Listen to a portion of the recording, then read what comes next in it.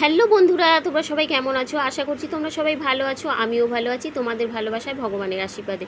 তো বন্ধুরা, একটা ছোট্ট লং ভিডিও নিয়ে তোমাদের কাছে শেয়ার করতে চলে আসলাম। আশা করছি ভিডিওটা তোমাদের ভালো লাগবে, স্কিপ না করে পুরো ভিডিওটা থেকে দেখবে। আমার চ্যানেলে যে সকল বন্ধুরা নতুন আছো, নোটিফিকেশান অন করে চ্যানেলটাকে সাবস্ক্রাইব করে সঙ্গে থাকবে, পাশে থাকবে। আর যে সকল বন্ধুরা পুরনো আছো, অনেক অনেক ভালোবাসা সবাইকে, নতুন পুরনো বন্ধুদের সবাইকে অনেক ভালোবাসা। তো বন্ধুরা, দেখতেই পাচ্ছ সকালে টিফিনের জন্য আমি 4টে ডিম আর অনেকগুলো পাউরুটি নিয়ে নিয়েছি।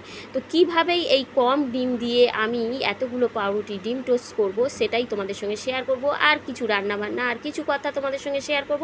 তো চলো বন্ধুরা, দেখো সমস্ত উপকরণ দিয়ে আমি ডিমটাকে ভালো করে ফাটিয়ে নিয়েছি।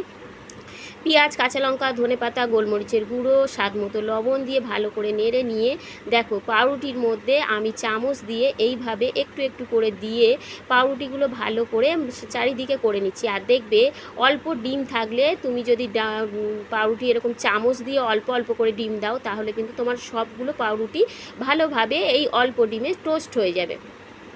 আর তুমি যদি ডুবিয়ে এখন ওই অল্প ডিমের মধ্যে ডুবিয়ে নাও, তোমার 3 থেকে 4 পিস পাউরুটি কিন্তু টোস্ট হবে। সেই জন্য বলছি বন্ধুরা, অল্প ডিম থাকলে এইভাবে চামচ দিয়ে যদি এরকমভাবে অল্প অল্প করে পাউরুটির মধ্যে লাগিয়ে ডিম টোস্টটা করো, তোমার সমস্ত ডিমগুলো টোস্ট হয়ে সমস্ত পাউরুটিগুলো টোস্ট হয়ে যাবে। আর খেতেও কিন্তু খারাপ হবে না, ভালোই লাগবে খেতে। তো দেখতেই পাচ্ছ আমি একের পর এক এইভাবে কিন্তু পুরো সব পাউরুটিগুলো কিন্তু টোস্ট করে নিচ্ছি। তো বন্ধুরা, তোমরা সবাই বলো আমার এই টোস্টটা কেমন করছি, অবশ্যই কমেন্টে জানিয়ে যাবে। আর যদি কোনো কিছু ভুল করে থাকি অবশ্যই সেটাও বলবে। তো দেখো সমস্ত পাউরুটিগুলো কিন্তু আমার টোস্ট হয়ে গেছে, আর খেতেও কিন্তু দুর্দান্ত হয়েছিল।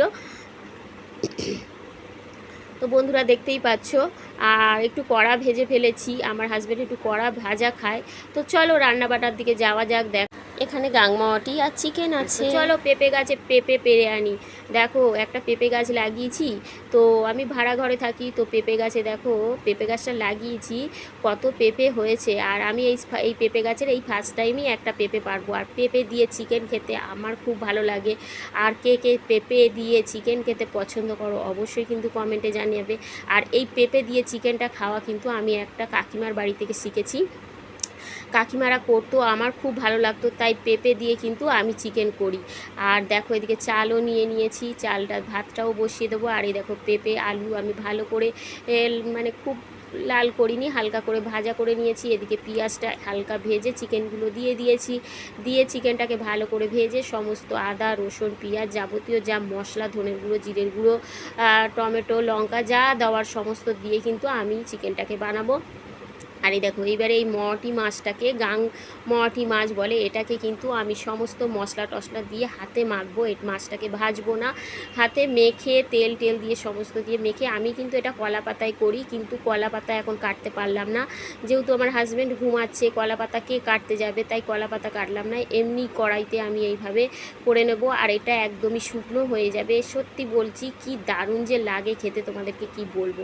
আর এই দেখো এদিকে কিন্তু আমার চিকেনটা হয়েই এসছে প্রায়।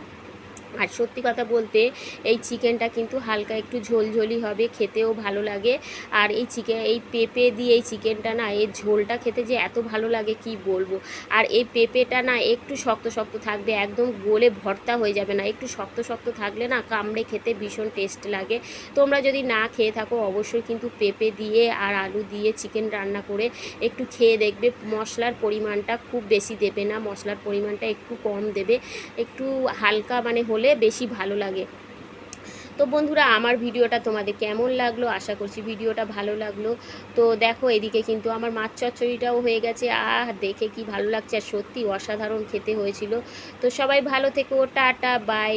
এতক্ষণ আমার ভিডিওটা দেখার জন্য অসংখ্য ধন্যবাদ। দেখা হচ্ছে অন্য ভিডিওর সঙ্গে।